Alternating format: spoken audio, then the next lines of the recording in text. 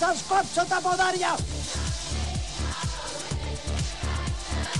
Όπου δεν πίπτει λόγος, πίπτει ράβδος. Τα σέρνει μου, κυρία Διευθυντού. Κυρία Διευθυντού, κανονικά είναι ο άντρας μου, γιατί εγώ παίρνω όλες τις αποφάσεις. Δεν είμαστε τυχαίοι, Νημάκο. Τυχαίοι, Νημάκο. Εγώ με το Γένος Δελιγιάννη. Το Γένος Δελιγιάννη. Άκουσα ότι έχουμε καινούργια καθηγήτρια. Πάνω απ' όλα θέλω την ησυχία μου και την ησυχία των μαθητριών. Α, ωραία.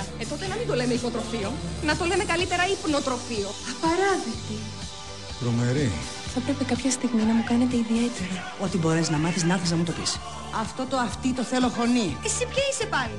Εμφάνιση στο πληθυντικό ή το διδάσκουμε τόσο καιρό το savoir vivre? Ένα τούβλο μόνο του πάει και έρχεται.